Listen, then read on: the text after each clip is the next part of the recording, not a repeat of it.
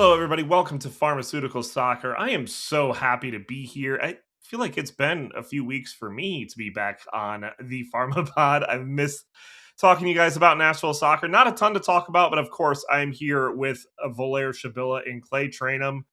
And before we get into the soccer conversation, I know he's going to want to talk about it. This is Valair, and everyone's favorite Big normally, Ten podcast. hold on. Valair, we're normally very bad at paying attention, giving Clay the opportunity, and just acting excited. For us, we're going to do it this time. Clay, here's what I'm going to do.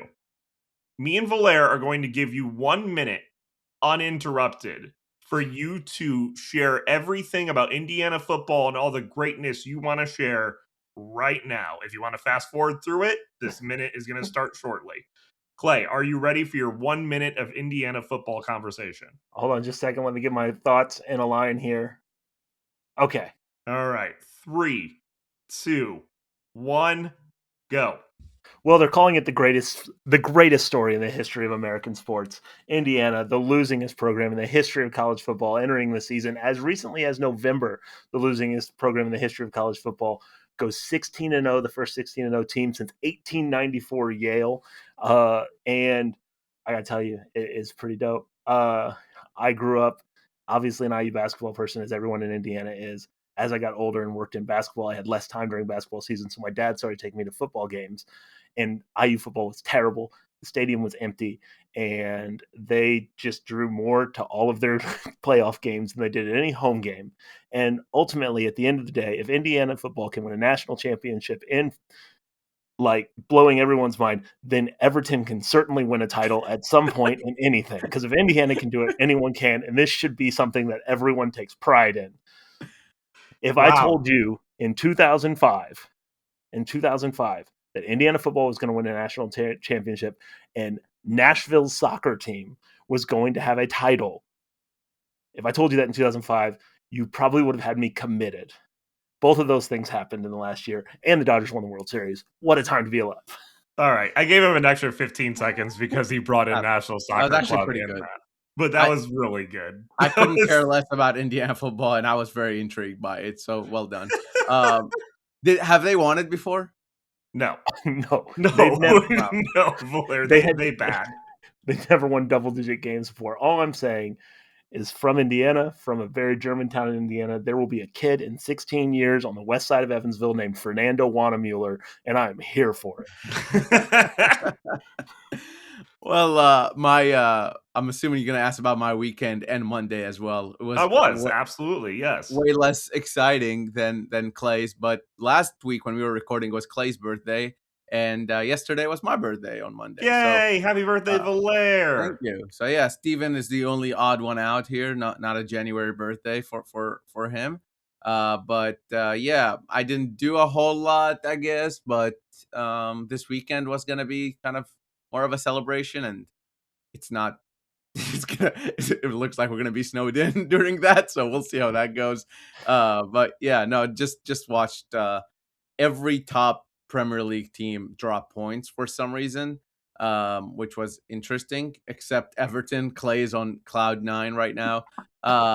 So I texted Clay actually when Everton pulled that win off, because everybody talking about, oh, Villa is a title contender, blah, blah, blah, which they're not. We all know they're not going to win it. We all know that's not a real thing. But shout out Everton for making sure that doesn't happen.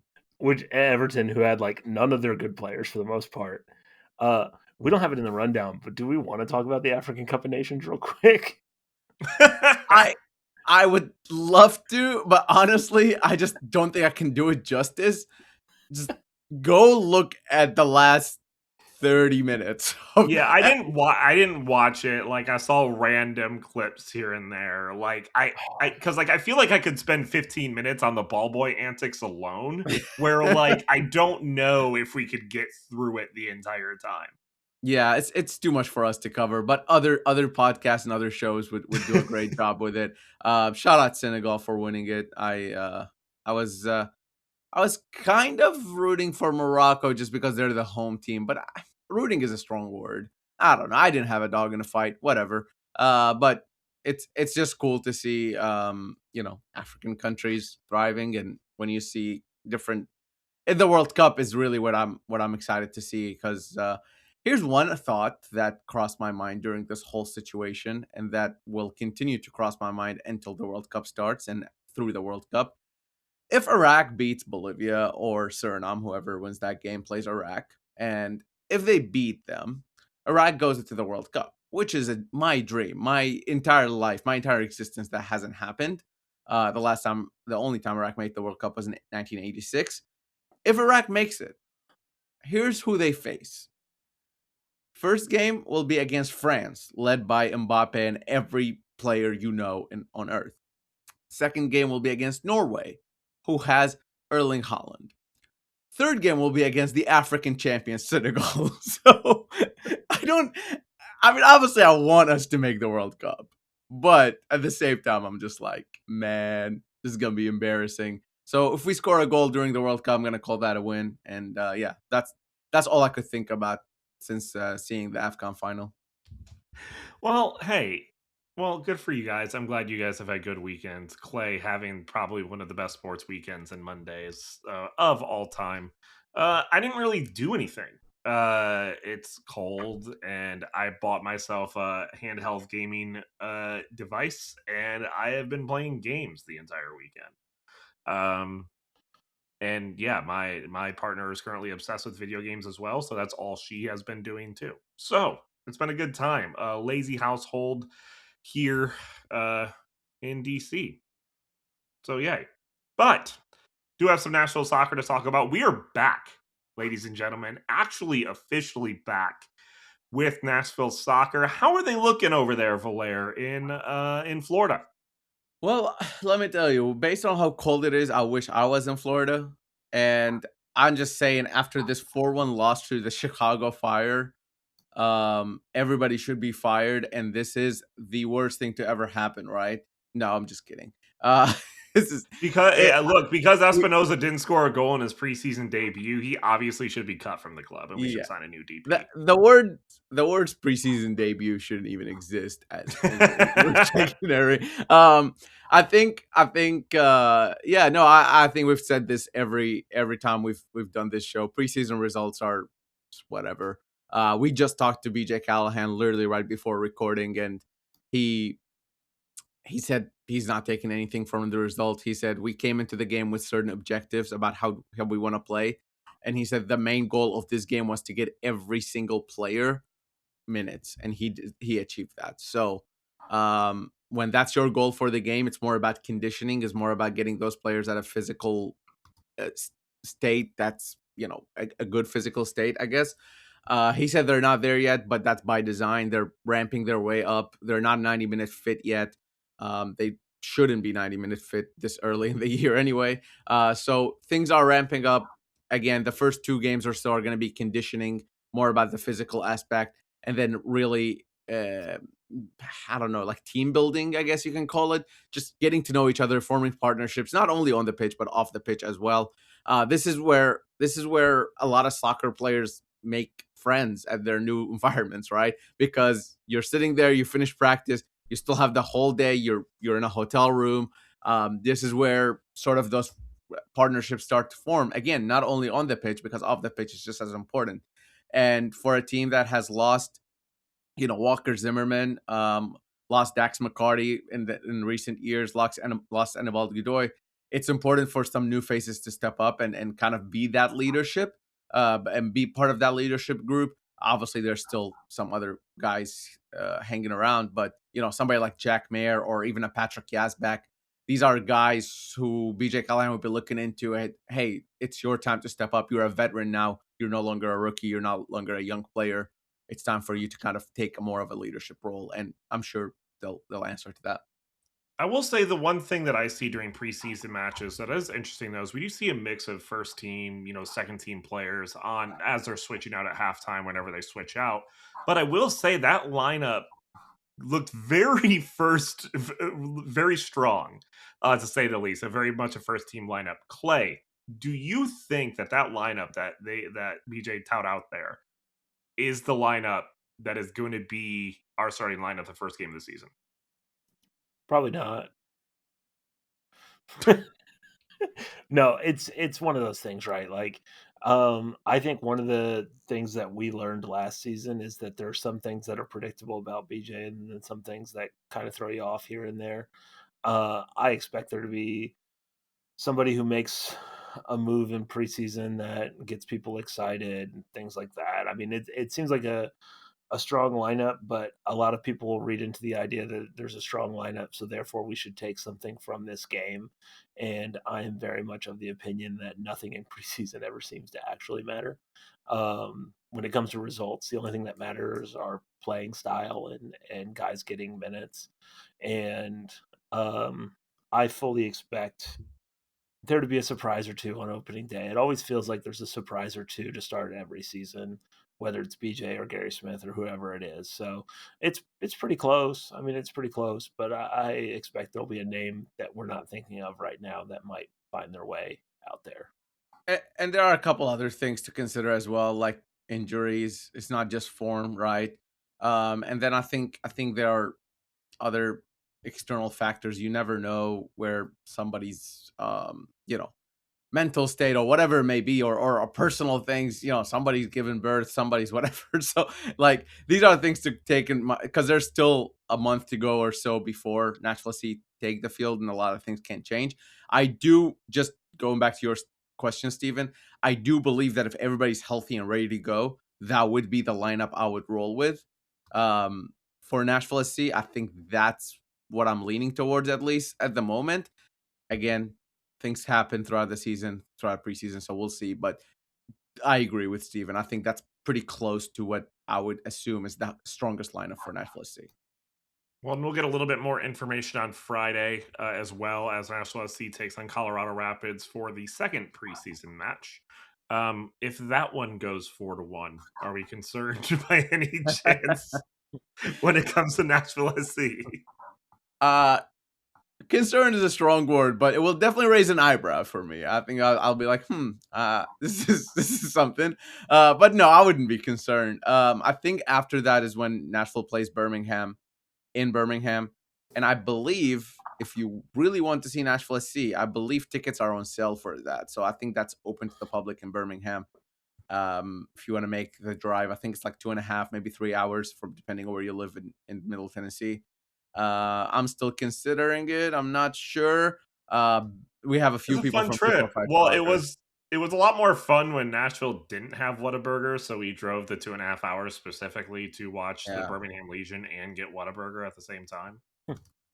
Oh, we did watch. I was there for that. We watched Yes, you the were. USL game. Yeah. Yes, you were. Wasn't it their home opener? It was. That is Yeah. correct. Okay. The Yeah, I was there for that. They Dang, I had forgot they had about Birmingham, an that. anvil. It was so much Yeah. fun. Do they still have the anvil? They probably don't have I, the anvil. I would assume they didn't, but yeah, because they were doing the anvil like the same way that Nashville used to do the record, Yep. like on the Yeah. sidelines. Yep. I will say this: Birmingham has been the site of some very memorable NSC trips, uh, and it's a fun little stadium. It's great, but there was, of course, the that's where Genki Miyachi really reached his cult hero form for a trialist, and for me personally, one of my favorite USL trips that was very dumb and very pointless was we drove down to Birmingham on the last day of USL season to see if Nashville could finish first, because if Birmingham would have beat Pittsburgh, then Nashville would have finished first in the East, and then Pittsburgh won right at the end, and it was terrible because then Ryan James from Pittsburgh came over and like very lightly talked trash to us about it, about driving down for that game. Yeah, that's sicko behavior. Uh That's good. That's really good. Well, have a couple other things to talk about as well. We got to talk about the full preseason roster, as well as adding to the coaching staff and where another former Nashville player has gone, as well as a game that I prepared for both Clay and Valair. Excited for that. And we're going to do that next, right here on Pharmaceutical Soccer. We are back right here on Pharmaceutical Soccer at PharmaSoccer on Twitter, Facebook, and Instagram. Y'all, the season is almost here, and another year of 615 Soccer is going to be here as well. So please make sure you do check out 615soccer.com, spell it out, give you all the preseason coverage, all the news, highlights, signings, everything that you need to know Nashville soccer wise. You're going to want to be a part of it. So please make sure you do sign up for 615soccer.com. Also, pharmasoccer.com for some merch because you're going to be wanting to start off the 2026 MLS season with some from pharmaceutical soccer merch as well. Sorry, it's been a couple weeks. Leave me alone. Pharmasoccer.com. You can review my performance if you want to on iTunes. If you're looking to give a review, we will also read those out on air. 5-star review. Do it. We'll read them out on air. Anyways. Please don't review Steven's performance only. Review our performance as a whole. I feel like considering you just messed up your words, I just if you put a 5-star review on iTunes or whatever you put it, we will read it out loud here, and that's I think we're the only show on earth to do that. So, I think so too. Literally the only show. So make sure to put a 5-star review. No, we would appreciate all the support. It's been great, and this is our 8th year doing this podcast, by the way. So yeah, if you want to feel old, stupid. I had hair when we started this, just so everybody's clear. So funny. That's what made me. Go ahead, Clay. I was gonna say having hair is a bit strong to say what you had when we started this. It was hair. It wasn't the best hair. It was hair still. It did make me laugh on the 615 Discord where you were making a joke about Hani Mukhtar's. I was making a joke about myself and Hani Mukhtar. I said if he doesn't go to Turkey soon, he'll start to look like me. So I'm just saying. All right. Well, we are in preseason. Preseason rosters have been announced. Clay and Valair, I have some absolute breaking news too when it comes to this preseason roster. The trialist has not made it this season, unfortunately. Unnamed trialist has not made it. Sad days for us. Yeah. Back in the day, we used to not know. We used to be looking at random pictures from Nashville SC Media, people taking pictures on the sidelines, trying to figure out who that person is when it comes to a trialist. We don't have those days anymore, unfortunately. We know every name that's in the preseason roster. Yeah, so Nashville SC, for the second year in a row, released the full preseason roster. Obviously, all the players under contract with Nashville SC are there, except Matt Madrigal, who is dealing with a visa situation. And I think he's expected to be there at some point. I don't think it's going to be a huge deal, but he's not there currently. And then all the other Nashville SC contracted players are there and have played in this game. And then on non-contracted players, most of them are Huntsville players. So you have players like Maximum Eck, who was with Nashville SC last season, coming back from injury. Nicholas Sullivan, who also got minutes. Moises Veliz, who also got minutes this preseason game. Essentially, these are all Huntsville guys. And then there are 2 draft picks that one was made in 2025, one was made 2026, so this year. And one of them scored a goal against Chicago Fire, the only goal for Nashville SC, and that's Charles Emile Burnett, who was drafted again this year. BJ Callahan said he was adapting well to the situation and impressed during the game. They still don't have a contract with Nashville SC, both of those players. So who knows what's going to happen? These draft players can go either way. Last year we saw Whitemeyer come in for 1 year, play most of his minutes with Huntsville, but had a huge contribution to Nashville SC season, scoring that goal in Orlando. So it could be something like that. It could be you just found the next Daryl DK. You never really know. But they are getting their fair trial with Nashville SC. And then speaking of trial, the 2 trialists that would usually be unnamed are Sam Bassett and Cyron Dalton. Dalton is a goalkeeper, and Sam Bassett, if you're familiar with MLS, he was with Colorado Rapids for a while, midfielder. He's likely to have a contract, if not with NSC, with somebody else. And I believe Dalton played in USL. I should have checked that before talking, but yeah, lower leagues he's played. That's the roster. If you want to see the whole thing, I didn't read out everybody from Huntsville, and I didn't read out all the players under contract. But go to 615 Soccer. There's an article there listing everybody who's there in Florida right now. Thank you very much for that comprehensive review, Valair, of the preseason roster. Speaking of additions to that roster, though, we also made an addition to the coaching staff and adding Chris Little to that coaching staff. Can we get a little bit more information on Chris Little and what to expect? What to expect is nothing changing. It's just another assistant coach. So John Bello and Michael Nissen were the two assistant coaches for BJ for the entirety of last year, and now Little joins them, and then Danny Cepero, I think it's pronounced, is the goalkeeper coach. So that's not changing. He's been with the Colorado Rapids for a little bit. He had some time in USL. He had some time in the college system before that. I don't think there's going to be much that will change. One interesting fact is that he Dan Lovitz played under him when he was at Elon College from 2010 to 2013. Elon, sorry. Elon Phoenix, where Kurt Signetti started in Division One. Go Hoosiers! Shut up. Anyway, so that's the only interesting fact I have about him. And his name is Chris Little, which is funny. That's It's a good name. So he used to play for the Wilmington Hammerheads, and I don't have a 6 Degrees of Aces Soccer on him yet, but I will. I'm sure you will, Clay. I'm sure you will. Sure No, you I will, don't. Clay. I think this is more about bringing in fresh ideas to the coaching room, right? The BJ Callahan's a big believer in kind of collective and everybody working together, and I think this is just another step into, hey, let's an experienced guy who knows how to deal with players. Why not bring him in and see if he can help us out? That's really what it is. Cool.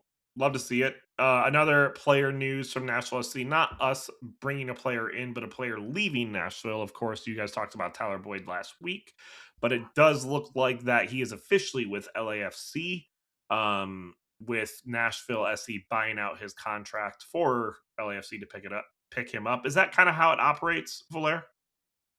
Yeah, pretty much. Nashville are on the hook for the rest of his contract, with a little bit over $1 million.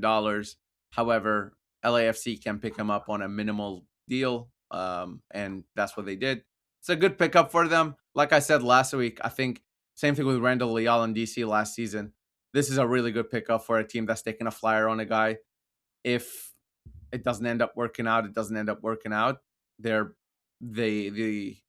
It's a low risk move, and if it does work out, then you have it. And from Tyler Boyd's perspective, his salary is guaranteed anyway throughout the year, and Nashville SC will pay that salary regardless. So yeah, I think it's the best case scenario, because the biggest benefit for Nashville SC is just that they free out that space, and now they can use that space to sign other players, which as we talked about last week, they still need to do a little bit of work there. Cool. Clay, how you doing over there? I'm all good. Just Valair's got the news going. It's great. Well, he kept going back to me, so I was like, I guess Clay doesn't want to talk about this. I mean, it's one of those things where it's hard to get super amped up about things that we haven't seen yet.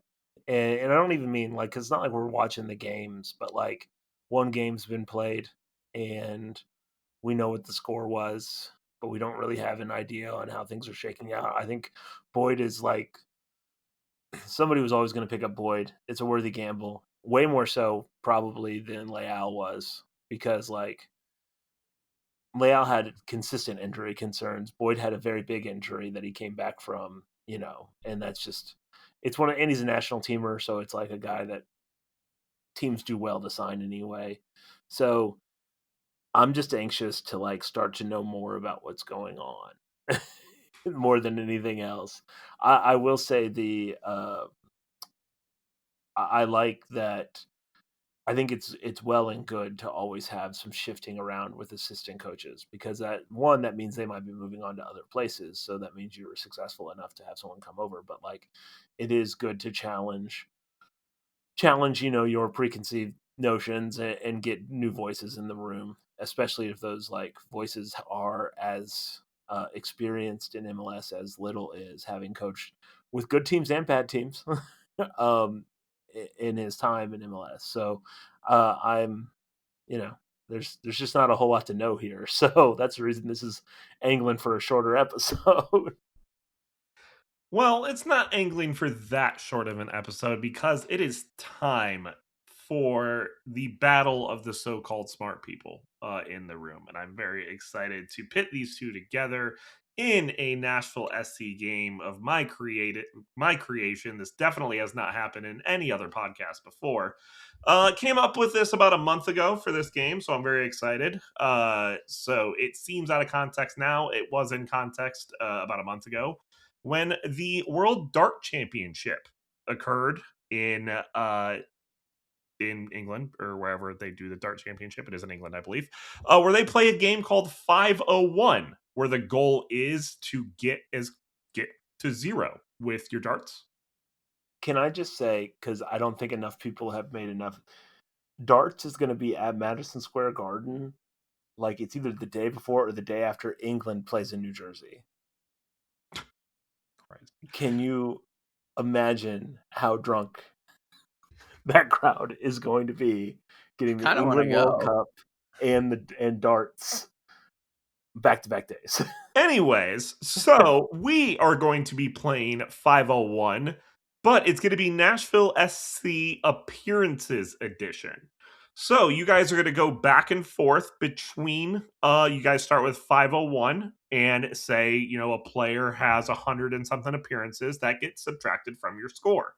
The goal is to get to zero with your appearances number first. Whoever gets to zero first wins the game. Now, I don't think I understand the game. Sorry. have you ever played like darts before? Yeah, what do you mean getting to zero? You start at 501 and you're subtracting. Player so the more appearances that player has, the more I subtract. Correct. Okay. Yes, I will be keeping score of the math and appearances, all of that. Now, I will say, because you're not going to necessarily get it exactly, you do have the ability to go over 10. Then the other player has has a chance to get closer. Does that make sense? Okay. Yeah. Okay.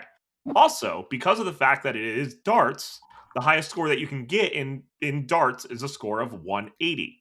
So if you bring up a player that has more appearances than 180, that is a bust. So then you get a 0 and it goes to the next player. Are we counting an USL? Yes. Okay. What is the source of this data? Both NashvilleSoccerArchive.com and the MLS website. I think it's a little unfair that the guy who's created the source of data is competing against me in this. But go ahead, Steven. I mean, I haven't looked at this in a long time. So with that being said, let's give Valair the first go then. Valair, do you want to pick your first player? Okay, and I have to guess the appearances, or are you going to give me the appearances? I'm giving you the appearances. Okay, let's go. You just give me a player. Let's go Alex Moyle. Alex Moyle, okay. So Alex Moyle for Nashville Soccer Club has had 145 appearances. So that brings Valair to 356. Clay. Hani Mukhtar. I had him already pulled up, and I should have just left it pulled up, but I did not. Hani Mukhtar is so close at 179 appearances. You made it just by I knew it was going to be one close. appearance. That brings Clay to 322. Valair. Let's go with Dax McCarty. Dax McCarty for Nashville Soccer Club has had 105 appearances for Nashville Soccer Club, which brings you to 251. Clay. Let's go with Anibal Godoy. Anibal Godoy had a decent amount, more than I thought, actually. 111 appearances for Nashville Soccer Club, which then brings Clay to 211. So, Clay, you have 211 appearances to go. Valair, you have 251 to go. Valair. Dan Lovitz. Another one that I had pulled up that I should have just had kept pulled up. Dan Lovitz has had 143 appearances for Nashville Soccer Club. So, Valair, that puts you at 108 appearances. This is where it's going to get a little toasty. Clay, go right ahead. Taylor Washington. Taylor Washington is at 145 appearances for Nashville Soccer Club, which then puts Clay at 66. I do believe that there is a winner possibly somewhere in there. Valair, go ahead. Daniel Rios. Daniel Rios. I can actually use Nashville Soccer Archive for that one. I believe Daniel Rios had... Please hold for this one. He had 61 appearances for Nashville Soccer Club. That was legit going to be who I said. You would have been 5 off, but 61 brings... Oh, I can get to 5. Trust me on that. Brings Valair to 47. Clay. Let's go with... I don't want to pull the trigger on that one because I think I'll bust. You have 66 to go. Remember, you have a 10 leeway gap. All right, Alan Wynn. Alan Wynn. Alan Wynn had... That is just mean. Winner of the game because he is literally dead on the money at 66 appearances. Are you cheating? Is Clay Trader. Can I guess for my 47 though? Yes, you can. I will give you a rebuttal to see if you could guess anybody that exactly has 47 appearances. Wait, hold on. Nope, there's nobody, unfortunately. If you get close, I will get if you get close, I will give you credit. Patrick Yazbek. Ooh, that one might be close. Let me take a look at that one. Give me 1 second here to get that up. Patrick Yazbek has had 39 appearances, Valair. So 8. You still would have been over. Clay ends up winning the Nashville SC appearances of 501. Congratulations, Clay. Hey, I'll take that. I that was more than I thought. I thought he would be in the 50s. So it was like 66. Literally dead on the money.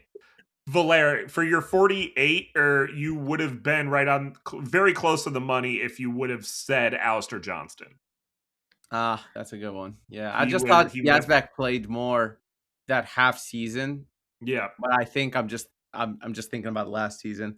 But you also would have had the ability to say Eric Miller, and you would have been very close as well. I was so excited to get to like the 1s and 2s because I know I can nail those. Well, you didn't even need to, so yeah. Perfect. Oh. Awesome. Well, I was going to do it possibly, but I don't think we'll have enough time for MLS appearances of all time. But maybe we'll save that for a different day when we have a little bit more time. Did you guys enjoy that? Was that a fun game? It's great. I guess it was okay. Clay is just a winner all around. What can you say? Things are going all right. What a time. All right, well, let's wrap up the episode. I think we're all finished here. Let's make plugs, and then for a prediction, Clay, I want you to decide if Nashville is going to get more or less than 5 inches of snow over the weekend. Well, you can follow me at Clay Lassol on Instagram or Twitter. Right now, if you do that, the only thing that you're getting is Indiana football content and possibly several versions of the song Fernando by ABBA. And as far as more. Give me some days off. More than 5 inches. Valair. Wait. First, follow me at Valair on. There are so many jokes I wanted to make. I know. Let us remind you who the credentialed media person on. I contemplated the joke. I legit, my brain broke for a split second of like, You know, have you seen those videos of like people doing like 6'7", being addicted to like 6'7", like kids? That's how my brain felt. Like, oh, make the joke. But anyway, I'm an adult now. I'm What joke? 31 years What old. joke are you talking about? No Credential jokes. media member I of think Nashville multiple will get soccer media below. companies, Valair Shavella. I think Nashville will get below 5 inches, and you should follow me not only on Twitter and Blue Sky, but you should follow me on TikTok and Instagram as well, because I am like a bird and I'm spreading my wings, and I would like you to be under my wings or above my wings or around my wings. So please follow me because I need followers on those two platforms. So Shout out to Instagram and Nelly TikTok. Furtado. I was also going to say shout out Nelly Furtado, so thank you. Valair, do you know who Nelly Furtado is? Yes, like I do, but like I don't. You know what I mean? Like I know the name, and I used she's to like get a her bird. confused with Nelly, the rapper. You know, a lot of people do. Two different people. In name only. In name only. I've never seen Nelly Well- Furtado, I think, in like her face. But when I first moved to America, those two people kind of sounded obviously the same. But I think I would assume she doesn't have a Band-Aid covering her tattoo on her face. Well, no, but she is like a bird. She only flies away, and she also did a song with Timbaland. But for most importantly, she did the song "I'm Like a Bird." At PH Steven on all of my social media. Go follow Valair and Clay. If you want to learn about Indiana football, go follow Clay. If you want to learn about other stuff, go follow Valair. You can follow me as well, though. I mean, I guess I post stuff on occasion. I'm hoping for less snow than 5 inches because I was going to be in Nashville this weekend. So I would like to continue my trip to Nashville to hang out with these two jabronis. That'd be great. Well, we can have a meeting. Hey, Steven, Yes. one quick question. Yes. The last 3 national championships in football, where did they come from? The Big Ten, baby. That's right. You're damn right. Started off great with that University of Michigan football, and then there was a lull in the middle, and then Yeah, who cares about them? who cares about that? The only one that didn't have an undefeated season. Idiots. Yes, that is true. And lost to Michigan, of course. Thank you so much for listening to the show. We truly do appreciate it. I think we'll be back next week. There should be news next week, right? Yeah. Let's hope there's news next week. Just for our sake of the show, let's hope there's news next week. Might be a snow day, Pharma. Snow Day Pharma, indeed. Thank you so much for listening to the show. We truly appreciate it. We'll see you next week.